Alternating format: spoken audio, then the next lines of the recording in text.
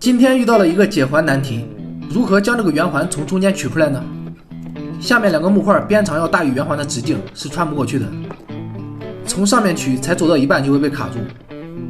可能有小伙伴已经注意到木片中间的孔了，我们可以试试看。木块是可以通过的，但是珠子会被挡住，所以这条路也是行不通的。其实一开始玩到这里的时候，我也有想过它可能是无解的，但是我并没有放弃。经过快1个小时的研究，终于被我找到了它的解法。首先，第一步我们要先把木块从中间的孔里穿过去，然后将珠子放到圆环下面。第二步，将圆环取下来。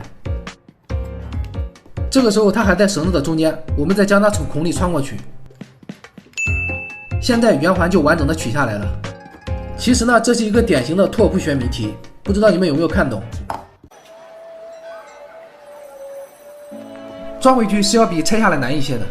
先把木条穿过小孔，将圆环套在珠子上，也穿过去，再从头上套进木条，最后把这个木块从小孔穿过去就可以了。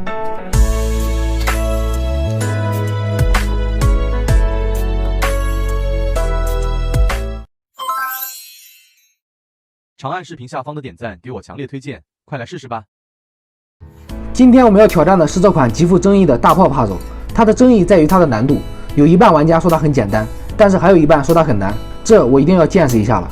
我承认被它的颜值吸引也是一部分原因。它的玩法是在不借助工具的前提下拆解炮筒，取出里面的炮弹。先看看它的构造。好，这头可以拧动，我们先把它拧下来看一下。炮弹应该就在这个里面，但是它被这根柱子挡住了，和炮筒应该是一体的。这边也可以拧下来。哎，大家看到没有？这里面有一个银色的，它应该就是炮弹了。但是它被这个螺丝给挡住了。现在我们要把这个螺丝拆下来。它前提条件是不借助任何工具。这意思应该就是说，打开它的钥匙要从大炮身上去寻找。这个炮架好像没什么问题。很显然不配套，这根铁销子是拔不下来的，可以确定这边出不来。炮口的这颗螺丝应该是唯一的出口。这样来看，这个大炮的结构也太简单了吧，就两头2个螺丝，炮架是没有什么用的，应该只是个装饰。越是这种简单的结构，越是难找到突破口。成功就在你眼前，但和你总有一步之遥。我现在有一种用螺丝刀把它拧下来的冲动。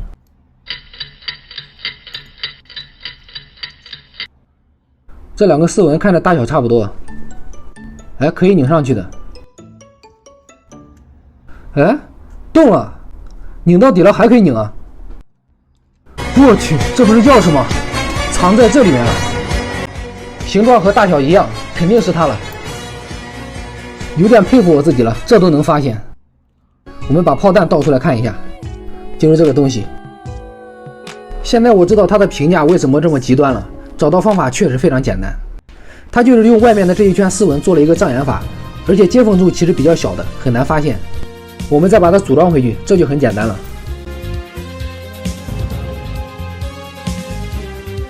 最后我们来讲一下这款帕走，居然用了10几分钟。它主要考验的还是我们的创造力，当然了，观察力也是很重要的。它给我的感觉就和这个螺丝帕走差不多，从始至终都在找一个突破口，是第一步，也是最后一步。以上就是今天的全部内容了，喜欢主播的点个关注，我们下期见。减动惊喜百宝箱来了，今天我们要玩的是减动惊喜魔法书，这里面有30多种创意文具等着我们，但是呢，想要打开它，首先要找到它的隐藏钥匙。很明显，这里就是它的锁了，是一个心形的钥匙孔，所以我们要找的钥匙一定也是心形的了。它会藏在哪里呢？哦，这里是可以转动的，钥匙果然在这里。而且还有一个非常可爱的卷笔刀，顺时针旋转钥匙，取出上面的宝石。这里面有一个独角兽钥匙扣，我们可以把收集到的钥匙挂在上面。打开魔法书，这是一把多功能的尺子，还有一个笔记本。我们先打开这个可爱的小老虎盲盒，这里面是2卷卡通纸胶带和一个橡皮。再来打开这个企鹅盲盒，这是什么呢？4个可爱的卡通印章。这2个粉色的小门里面一定有大惊喜，我们把它们打开。这里是4枚小动物书签，背面有卡通图案，我们可以用铅笔在纸上把它拓印下来。这扇门的后面是几张贴纸，还有下一个门的钥匙。打开这个绿色的小门，这些荧光闪闪的贴纸可以来做我们的手杖。继续打开后面的门，一本便签、卡通贴纸、2枚橡皮，还有下一个门的钥匙。这是一个大熊便利贴，还有一根铅笔。开出了好多宝贝啊！这些 DIY 贴纸可以用来装饰我们的魔法书。这里可以贴我们名字的首字母，魔完。好了，这个就是我的专属魔法书了。它还有很多隐藏玩法哦。这4个书签背面的图案可以用铅笔拓印在纸上，做一个非常有创意的手杖。这就是我做的手杖了，你们觉得好看吗？这个惊喜百宝箱还真是惊喜不断啊，并且它还是一个超级实用的文具宝盒。这里面还有这么多 DIY 配件，更多的创意和玩法等着小伙伴自己发现哦。开盲盒的过程太过瘾了，我们再来打开这款惊喜百宝箱迪士尼盲盒。这个是白雪公主款，每一把钥匙对应不同颜色的门，每个门后面都有惊喜等着我们呢。也可以和小伙伴一起玩剪刀石头布的游戏，谁赢了就打开一扇门。哇，这么多首饰啊！我们也可以自己 DIY 一个非常漂亮的项链。剪动惊喜百宝箱，迪士尼公主、美人鱼公主、长发公主、贝尔公主、睡美人公主和灰姑娘公主，6位公主的配饰也可以进行自由 DIY 搭配，制作专属的项链、手链。好了，今天的剪动惊喜百宝箱就分享到这里了。喜欢的小伙伴别忘了关注我，关注我们。剪动给你更好的陪伴。这款益智手环是一个5星难度的魔晶，它是一个双面迷宫，出口就在这个地方。我来给大家演示一下它的拆装方法。是以往的我充滿怒憤，無告與指責，積壓在滿肚氣不忿，對謠言反應心懷着緊，受了教訓，得了書經的指引，現已看得透，不再自困。但各有分數，不再像以往那般笨，沒淚痕，輕快笑着行。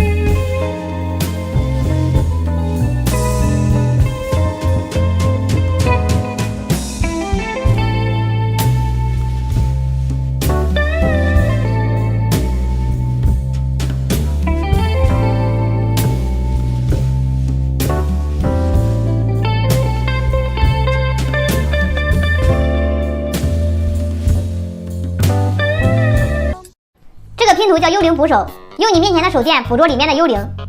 捕捉？是这样吗？对的。哦，我明白了，这个直接照到2个，右下角放这一块。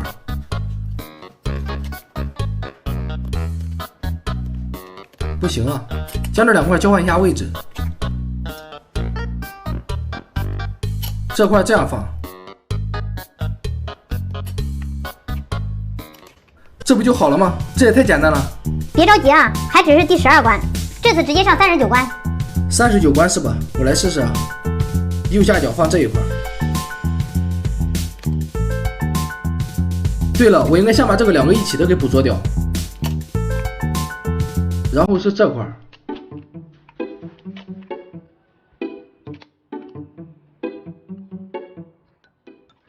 这样的话最后一块就放不下了。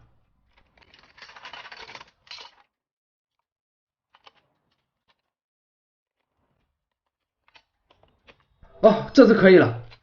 虽然它的难度比刚才要高，但对我来说还是不够。你就告诉我它一共有多少关吧。一共60关。那直接上60关。第60关。这还差不多。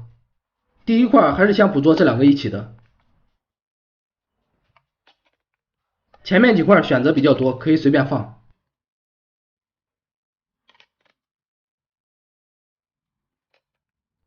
最后一块这个角度不对啊，它也不能反着放。一定是前面的错了。这一次我把第一块放在下面。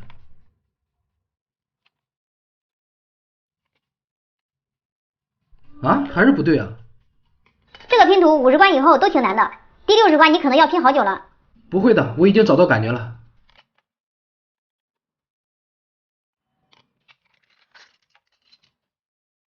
第一块放中间好像还没试过。然后是右下角。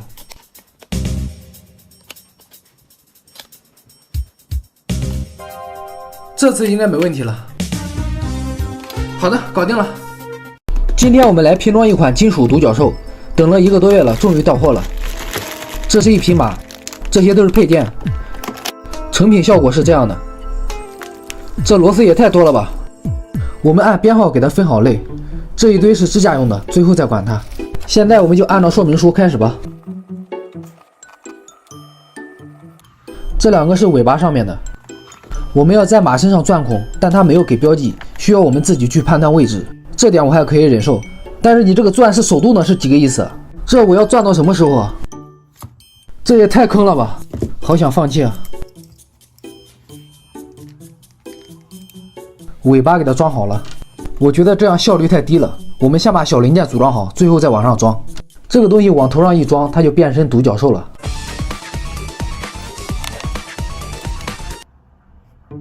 哇，这2个翅膀终于装好了，把它们装好就相当于完成了一半了。这货就是独角兽的主人，叫小王子。一匹马身上打这么多孔，还真有点不忍心啊。没办法，开始钻这边吧。现在我把它的缰绳给缠上。不错，再把它最关键的脚装上。现在有点独角兽的感觉了，再把这对翅膀装上。成品已经完成了，还有最后一个支架。全部搞定，看我用了多长时间。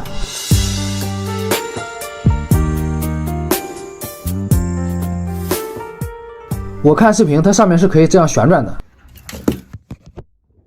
12生肖鲁班锁我已经组装过龙和虎了，今天我们再来组装2个动物。这次为了增加点难度，我把它们2个混在了一起。即便如此，它的难度也不会太高。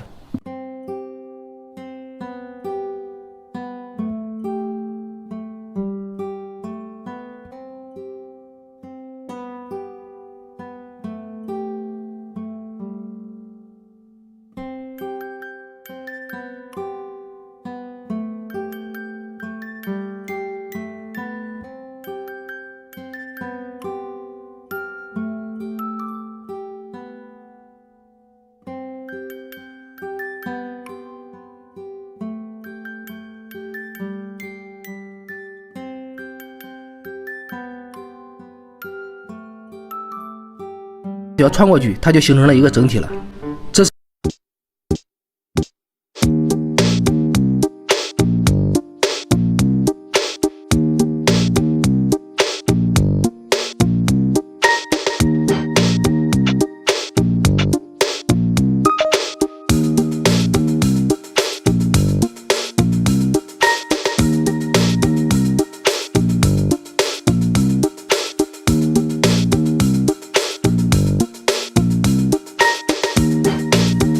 这是一只老鼠。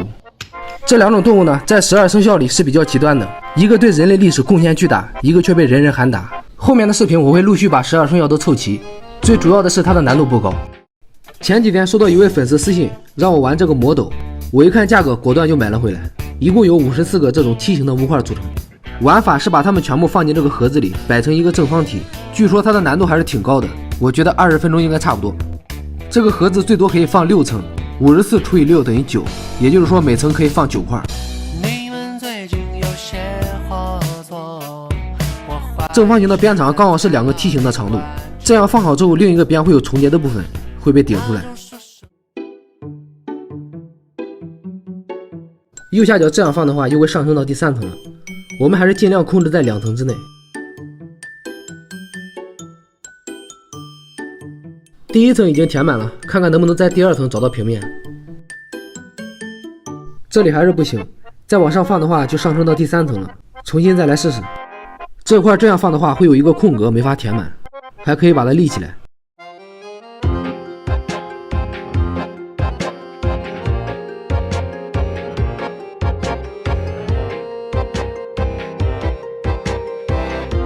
好了，可以了，2层就找到了平面，也就是说剩下的我只需要再按照这个方法摆出来2个就成功了。哎，第1层怎么摆的给忘了。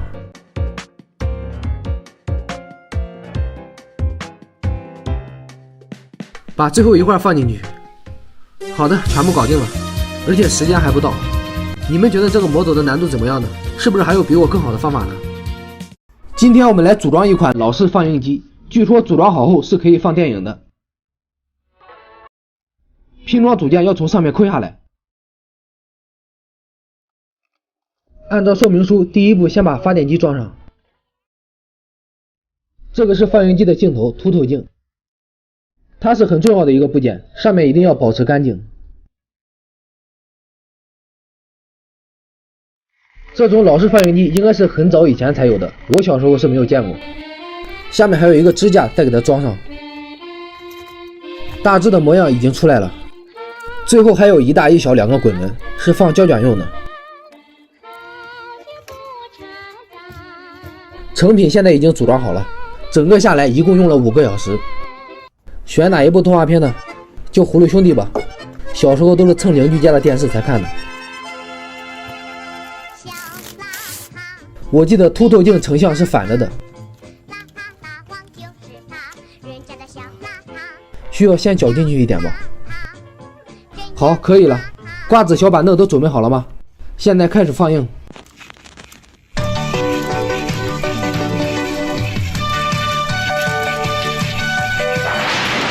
今天我们要挑战的是一款旋机盒，上面的花纹还是挺漂亮的。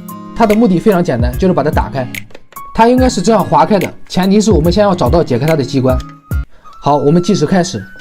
我们先看看它的结构，盒子上面有4根木条，2长2短，可以稍微移动。打开它的方法应该就是把这4根木条移到合适的位置。像这种的话，难度一般都是比较高的，因为我无法看到里面的结构，只能靠盲猜。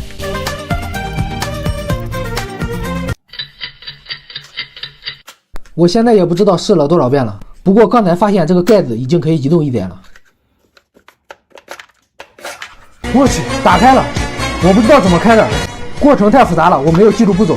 我们看一下里面有什么机关，只有这1根的位置可以看到，另外3根都被挡住了。头痛的还在后面呢，我要怎么把它上锁呢？现在应该就是它的初始状态了，4根木条露出来的距离是一样的，把它盖上比把它打开还要难啊！为了摸清打开它的方法，我私底下又玩了几遍，终于画出了解开它的步骤。把这个盒子打开一共需要9步，下面我就给大家演示一遍。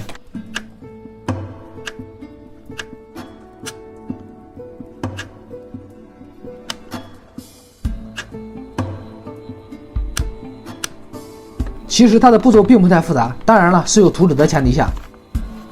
以上就是今天的内容了，喜欢此类视频的可以点击关注，我们下期见。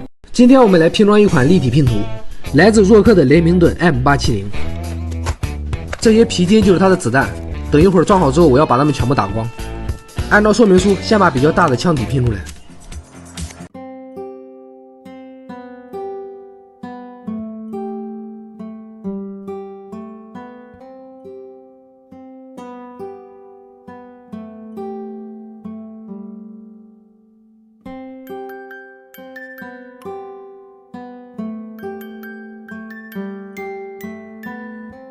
这个像弹簧一样的东西有很多，不知道是干什么用的。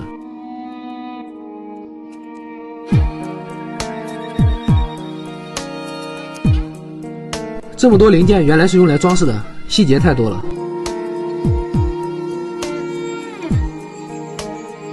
好的，现在已经组装完成了，我们来试试它的威力。这把霰弹枪是5连发的，如果想增加威力，一次也可以放2根皮筋。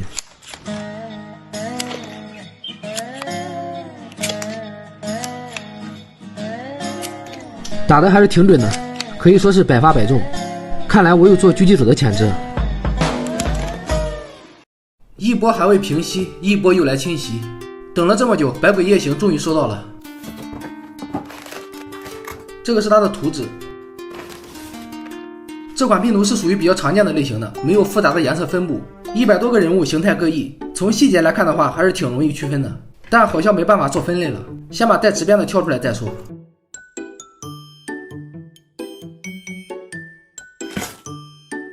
很多拼管上面都是有汉字的，比如这块火车，对比图纸很快就能找到它的位置。这一块是右下角的，然后这个也很明显。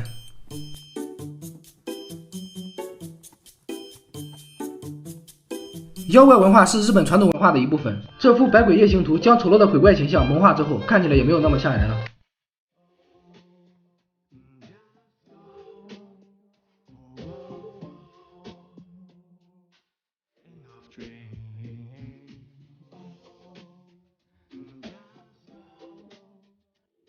有字还有明显的图案，拼起来可以说是得心应手。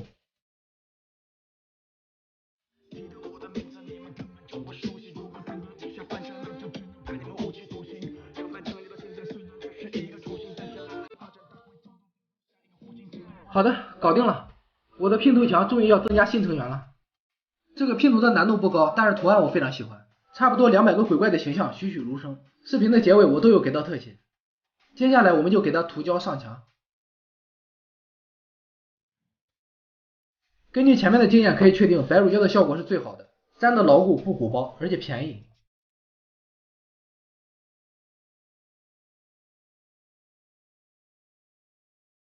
第一期少的这一块也补发过来了，这样看着就舒服多了。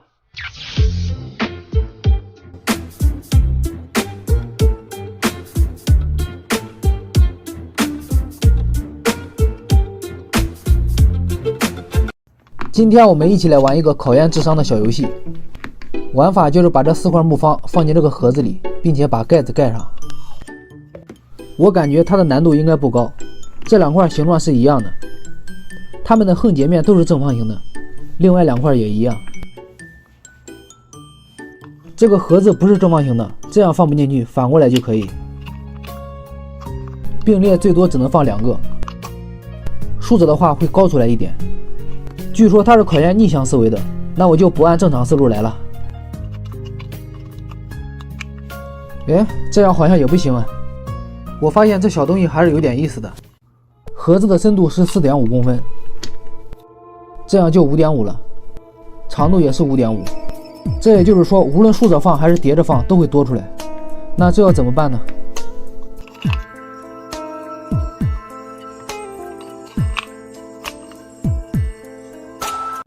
哎，可以这样放，我好像发现了新大陆，赶紧试试行不行？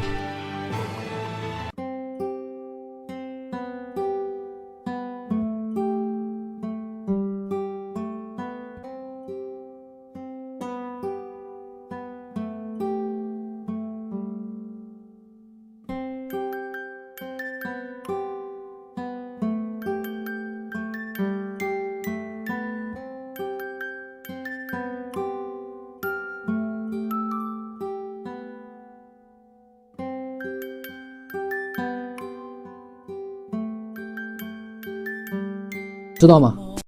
很多小伙伴都说这个拼图第48关比较难，那今天我们就来试试。首先呢，第一块我们还是要先捕捉2个，当然放在这里也是可以的。如果是放在这里的话，左上角这一块可以确定了，红色的这块，拐角这里放这一块，下面的会被压住，剩下的好像都不行了。所以第一块的位置我们放的是不对的，放在这里呢，来试试。这样最后一块就放不下了，这2块交换一下位置，也是一样的。第一块放这里还没试，这一块空白的可以确定了，还有红色的这一块，这个也能确定。哎，这次好像可以了。还是不对，这一块的方向对不上，拼块也不能反着用，又错了。哎，这一关确实挺有难度的。这个拼法刚才已经试过了，最后一块放不下，这里能不能调整一下呢？这一只换这一块捕捉，脚上放空白的这一块，这是一个新的思路。还有一块可以的，哇，终于搞定了！这款拼图一共有60个关卡，你们遇到更难的可以继续艾特我。这一堆就是组装木牛流马的零件，我们先组装牛头，这2颗是牛眼。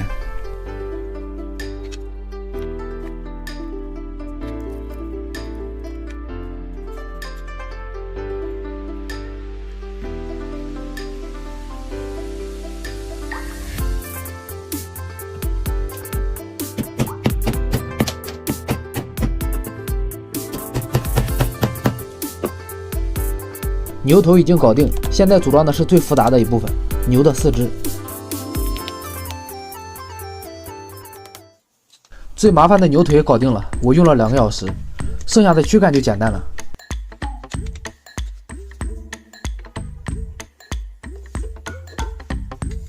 现在我们把4肢装上。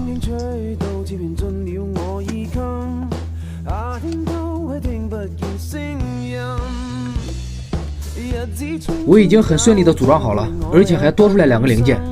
哎，不知道能不能跑。我们牵出去到公园溜2圈。现在看来跑是能跑，只是不太流畅，建议大家还是选择成品吧。今天我们来搭建虹桥模型，这里一共有20根木方和7根圆柱。这20根木方是一样的，两边都有凹槽，中间也有一个。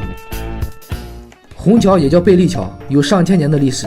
是中国独有的造桥技术，建成后它的外观很像一道彩虹，因此得名虹桥。它最大的特点就是不用桥柱和钉子，只需要以较短的木材组成2组梁木系统，相互交叉搭制成卡榫，利用巧妙的结构设计，将上方的负载都平均向下向外分摊，这也使得虹桥的负重结构十分稳定。据史料记载，虹桥始创于北宋，是著名的桥梁专家陈希亮设计而成的。当时的都城汴梁在造桥的时候也采用了这种结构，更是被画家张择端画到了名画《清明上河图》中，成为了整幅画最亮眼的一景。在水灾或者地震后，如果作为主要交通的桥梁因故中断，可使用贝利桥在短期内快速恢复被中断的交通。这次我搭建的只是一个简单的虹桥模型，木材的数量也只有20几块。我们来试一下它的承重，还是挺牢固的。如果我拿掉1根木方，会发生什么呢？吓我一跳，还好我及时按了暂停。Nice。今天我们要挑战的拼图有14块，难度等级9级。这次玩拼图，我们换个方式，用数学来打败它。我要验证一下我这9年的寒窗苦读有没有用。这14块拼图都是直边的，没有那种弧度的。我们可以找到一块最小的来作为它的基本单位。先把一块的面积量出来。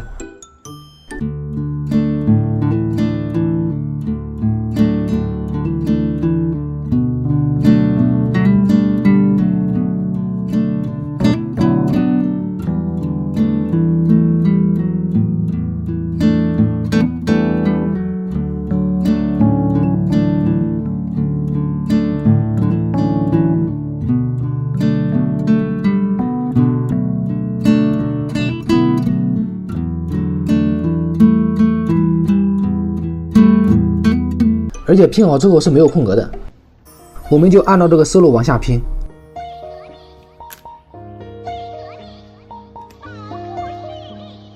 前面的话尽量不要出现1个单位的格子，因为我们只有1块可以作为填补。这感觉好像是找到了感觉，不是就成功了吧？哦，果然是我高兴的太早了。你们有没有觉得这些拼图的形状很像我们小时候玩的一款游戏？对，俄罗斯方块。我觉得我们可以按照这个思路来试一下，让你们看看我俄罗斯方块的基本功。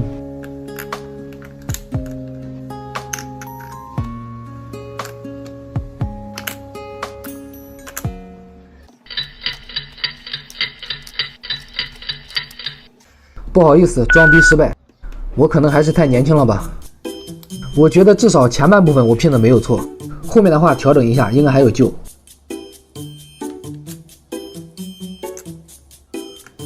这块不能放这里，会多出来2个空格。这种拼图不玩到最后还真的不知道前面的有没有拼错。但是现在我感觉我已经稳了。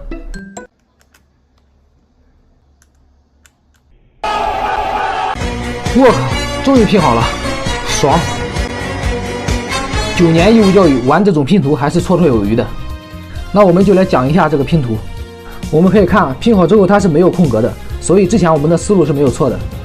每一次都避免让它出现这种空格，在这个前提下再去找合适的拼图块。这里面的道理俄罗斯方块已经告诉我们了。这一步走的我觉得是全场最佳，我并没有刻意要去走这一步，可能这就是神来之笔吧。如果没有这一步的话，我可能要多花至少5分钟。以上就是今天的全部内容了，喜欢主播的点个关注，我们下期见。